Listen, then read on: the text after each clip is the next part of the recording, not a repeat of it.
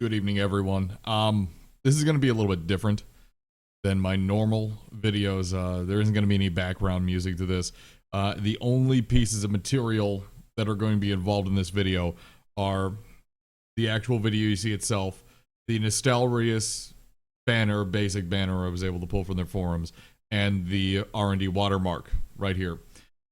Normally, I like to have some kind of background track to cover up the minor mic hiss that does come from my equipment.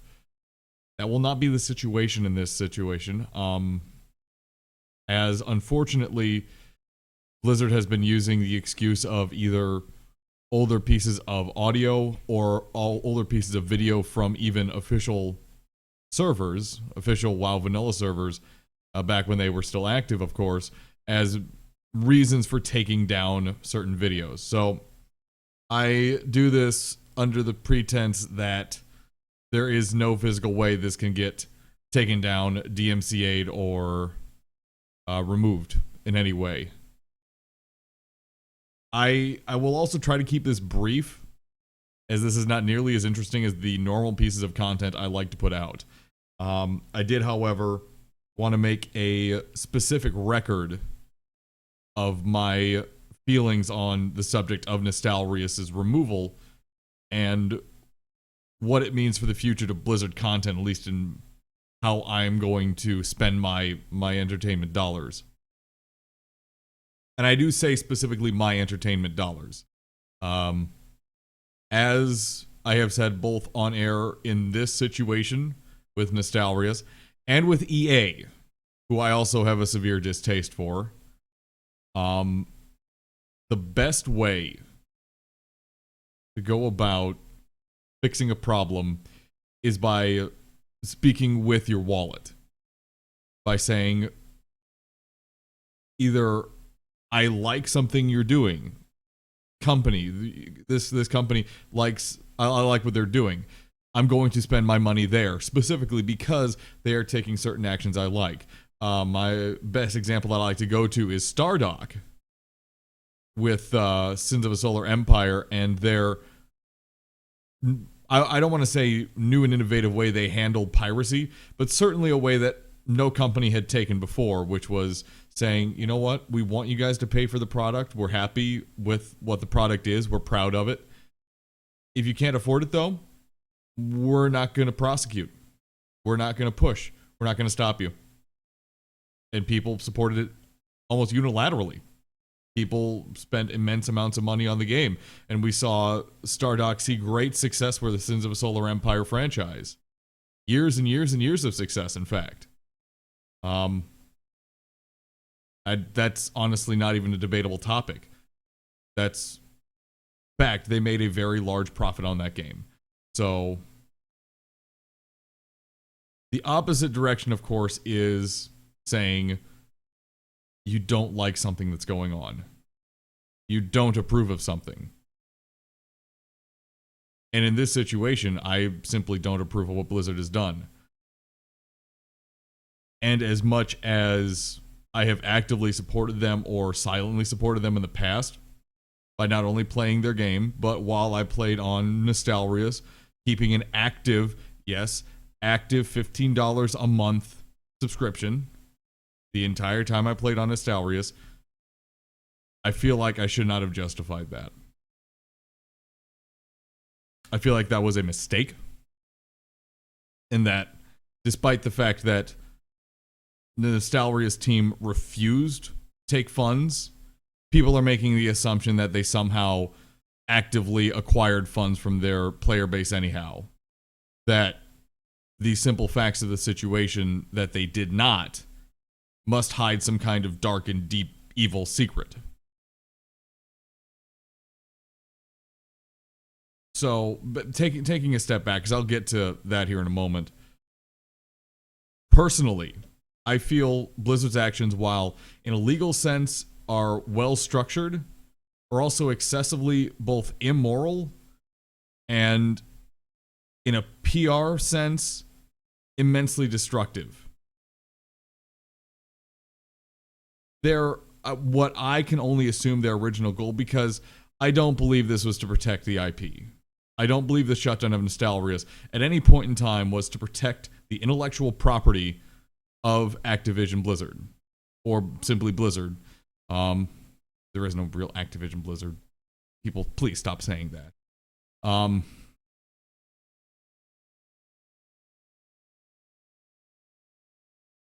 This is difficult for me to talk about. I don't believe the official statement in the least sense. This is not about protecting intellectual property. This is about a company who feels their intellectual property, World of Warcraft, is not at healthy, is not doing well. And with something as different as Legion is, it's coming out compared to vanilla, I can only imagine they felt like they needed to make sure the entire community was going in one direction, was going towards Legion.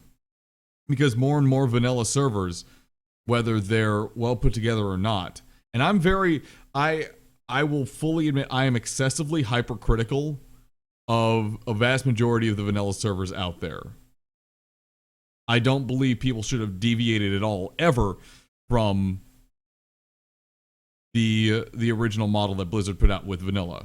So enhanced leveling speeds, being able to buy equipment, special kind of subscriber bonuses that people can get on certain servers. No, it's unacceptable in my opinion, which is why Nostalrius was really the only private server experience I had ever had. Whether that's good or bad or has changed my viewpoint, I would be up for the opinion. I'm certain it has. But that's not what I'm talking about at the moment. Back on topic.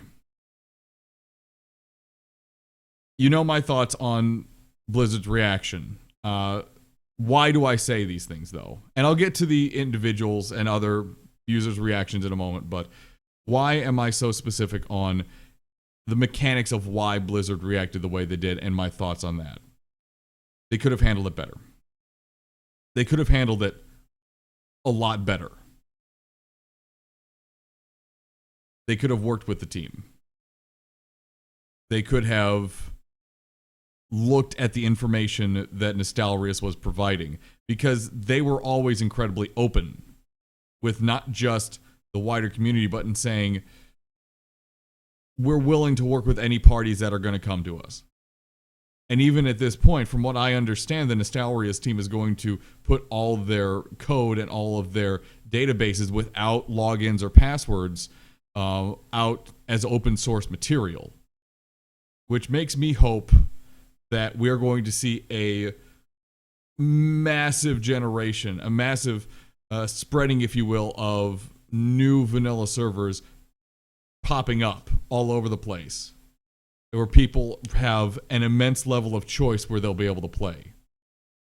Or maybe there are minor tweaks, maybe there are small changes, but I think that really emphasizes the original point of Nostalrius, in my opinion, which was to create a proof of concept that people could reconstruct the original vanilla WoW outside of an official server to create a true experience to what vanilla gameplay was like. Now, why do you think, why can I say that with such confidence? I played vanilla. For those that don't know me outside of the Rob and Dan broadcasting sphere, I also worked at WoW Radio. I did the Ancient of Lore broadcast. I was excessively critical of Blizzard at times, but I always supported them. I did step away from the game a couple times because of decisions they were made, but I always ended up coming back because the product was good. Yeah, I stepped away from vanilla for a little bit out of frustration for some things that were going on, but the product brought me back. I was able to tell myself, well, I'm not exactly happy with how Blizzard has done something, but because the product they put out, that they respect, that they allow people to really do what they want with, especially with the modding community, is so stellar, I have to come back. It's where my heart is. And that happened a couple times all the way through Wrath. It was something I at this point in time don't really even give a second thought about. I knew I was going to come back to it eventually. I needed it. It felt so comfortable. I'm sitting in the past now, though. Let's move forward. That's the reason I feel like I can comfortably say this is what the vanilla experience was.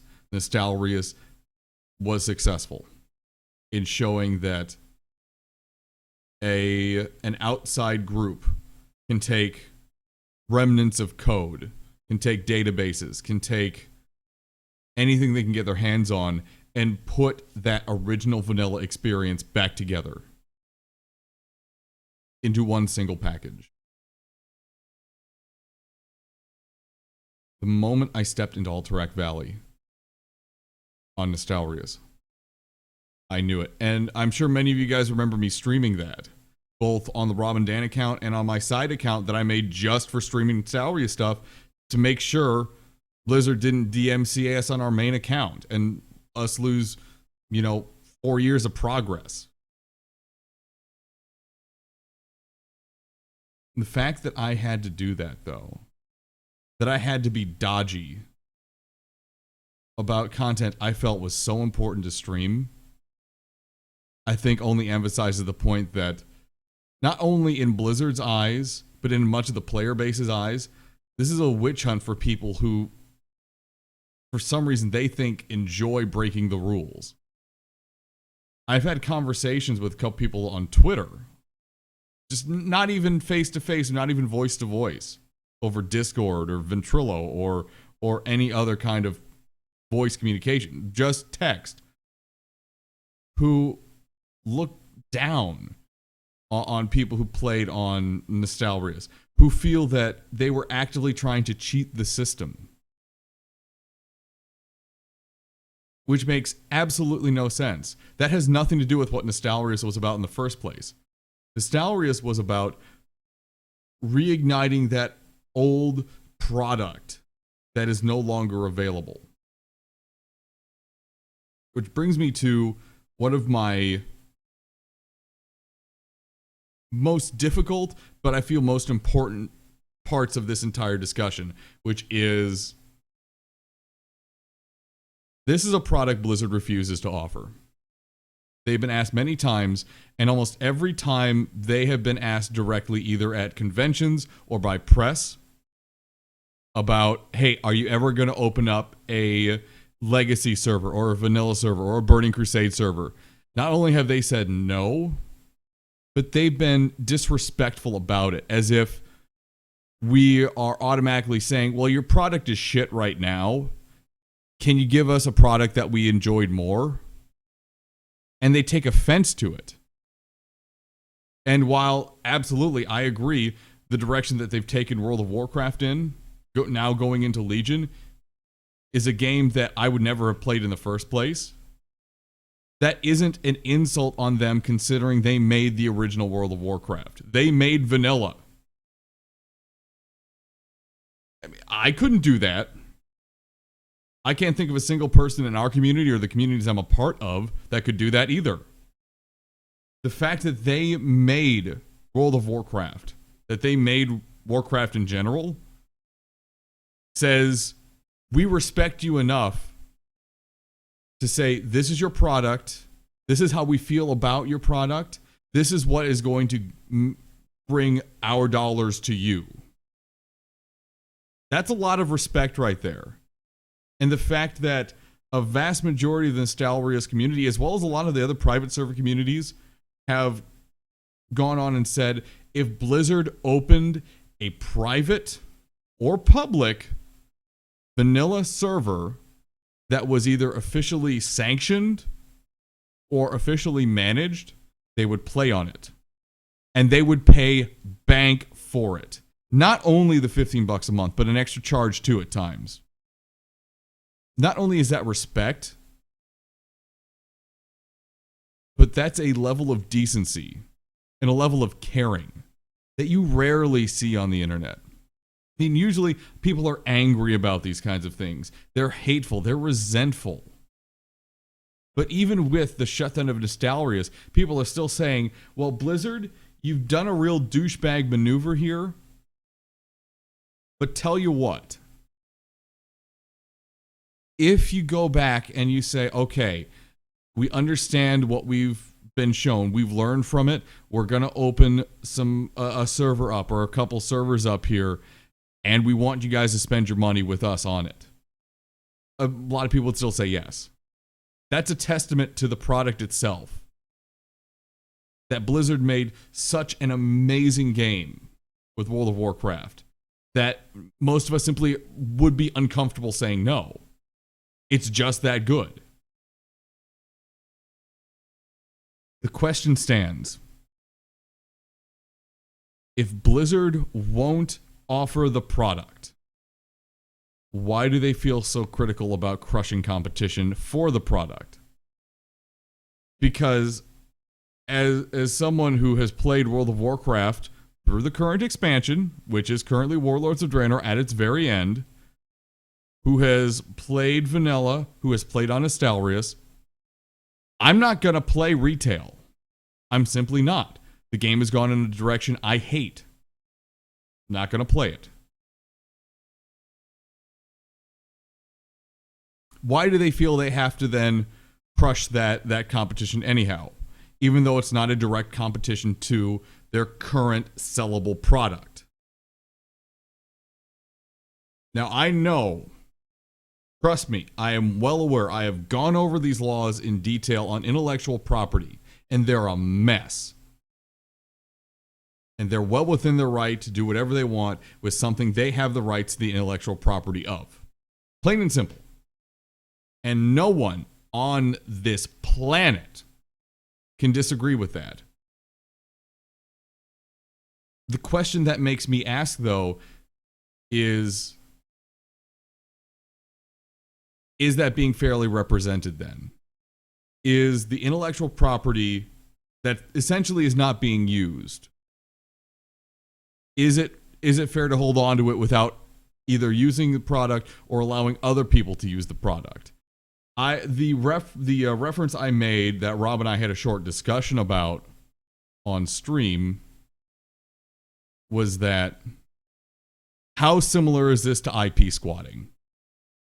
How similar are Blizzard's actions right now to IP squatting? And the reason that I feel at least comfortable making that reference, I feel comfortable making the reference. I don't feel comfortable trying to prove it in a court. And that's the best way I can put it. Is because you can easily, and I mean very easily, make the argument that the product that vanilla World of Warcraft is essentially a snapshot in time. That specific code, those specific quests, those characters, those actions, those classes, is a product no longer available on the market anywhere. Retail has no similarities to that current product beyond vague references. Character models are different. Locations are different. Quests are all different. Everything is changed. Everything is different. It's not the same product in any way, shape, or form. Now,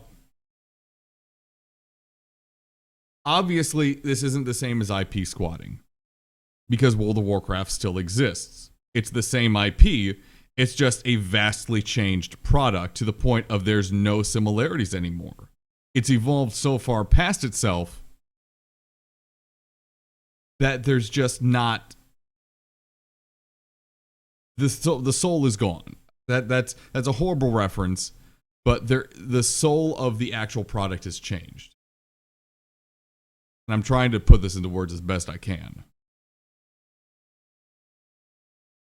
The issue is it's not IP squatting at all because World of Warcraft is still an active IP. It's the same intellectual property. It's the same registration. It's the same patents. Now, whether that's a good thing or a bad thing, I don't think any of us could ever get into a debate about.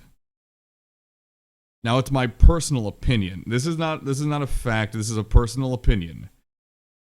IP laws in this country, and really in this day and age in its entirety, are archaic to the point where we should just slash and burn. Get rid of them. Let's look at a way to easily and directly manage how a person's intellectual property functions in this day and age. Because as it stands now, the laws color our concepts of what ownership is in a digital sense to a point where I'm not sure it's accurate. Now, maybe that's skewing my perspective here in this whole mess. And if that's so, I accept that. I accept my perspective is heavily skewed. And as a Nostalrius player, I'm biased. I'm incredibly biased. And I only hope that me realizing I'm biased in that situation is going to allow me to see past that and try to understand the situation better as a whole. Maybe. We'll see. I'm not smart enough to be able to guess. I am smart enough, I hope, to know, though, that I am not correct. I'm human. But that's something I think Blizzard is missing. They believe they're judge, jury, and executioner of their own property, which, in the eyes of the law, is exactly correct, without any shadow of a doubt. But at a certain point, and I hate using this term because it implies a lot more emotion than I want to imply, but where is the moral standing of this? Is what they're doing right? Is what they're doing fiscally right? I think that's a better point to make. And a lot of people try to make the point of, well, Nostalrius had 150,000 active players on a 10-day basis. They had 800,000 registered accounts. That's a private server, though. You can't take those metrics and apply them to a server that Blizzard would set up. Now, personally, I would argue an official server would probably get a lot more. But there isn't a solid basis on that. You cannot, under any circumstances, try to base a company's, especially like Blizzard's, earnings based off of a server just because a privately run small group effort did relatively well. They're going to be different creatures. And as much as I hate to say this, they always will be different creatures. Nostalrius, for all of its failings, had its own personality. It had its own community. It was separate from what we got in vanilla because it had a specific crowd. You had to know what you're doing to get on the server. You didn't have a lot of the very young audience.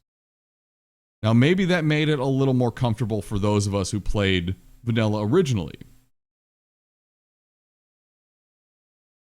And the more I think about that, the more I worry that that also has colored my perspective to a point where maybe I'm not treating this fairly. I believe the moral standing is this, though. Blizzard needs to either create the product or allow other people to create the product and either sanction it or license it. Blizzard hands out a vanilla server licensing to a group and says, okay, you guys are now officially sanctioned to make a vanilla server. You need to pay us this much based off your player base every single month. And at that point, it's a legal standing. That, I think, is the best solution available. Because these vanilla servers that keep popping up, and now we're starting to see more Burning Crusade servers as well, they aren't going anywhere. Yeah, Blizzard may hammer them out every so often, but just like with Nostalrius, I believe we're going to see a kind of exodus and a spreading of the seed, so to speak, with that code going open source. There are already new servers cropping up. It's only been a day or two after the actual event happened where Nostalrius shut down.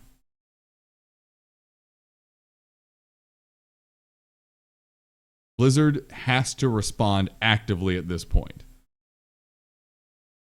Now, again, whether the idea goes forward that they do some kind of licensing with groups or individuals to make their own servers, they do their own and they pay all the extra for support and structure and forums and an entire new staff and whatnot.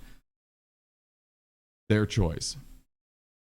Obviously, they don't want to lose out on money, and rightfully so. They made the product. They deserve to make the money off the product that they made. And no one would ever argue that point otherwise. So how can we move forward and make a reasonable product with this code, with the vanilla server information that works out for everyone? Because I've been broadcasting for almost 11 years now. Started out with WoW Radio back in 2005. It's now 2016. There's one thing I've learned in those near 11 years. It's that good business does not come from people putting their foot down and enforcing their rule of law. It's that meeting of the minds. It's that cooperation that creates long-term agreements and active cash flows. That's what really matters. And I think as soon as Blizzard has a chance to realize that, there's your opportunity. Now, unfortunately, this video is going a lot longer than I wanted. But I did need to get these thoughts out of my head. Nostalrius, I loved you more than I was comfortable with at times. My Tauren warrior will forever have great memories on that server, as he did with Vanilla. I never got my Zinrock on Nostalrius. Maybe the next one.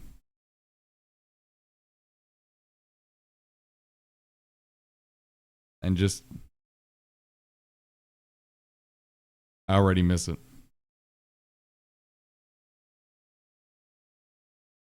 And I can only hope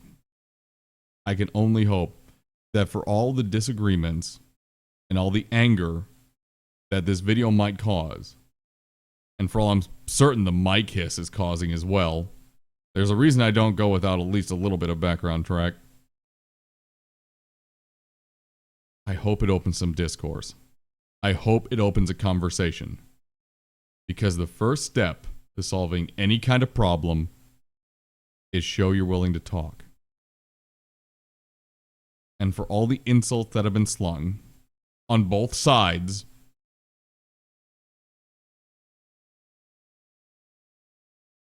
I hope people are willing to talk.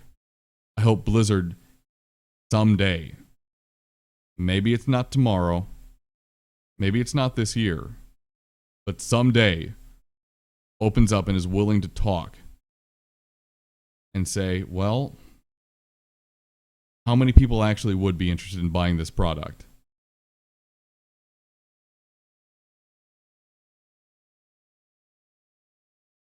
For now, I have been Dan, at least on here, and on Nostalrius, I was the Tauren warrior Makan.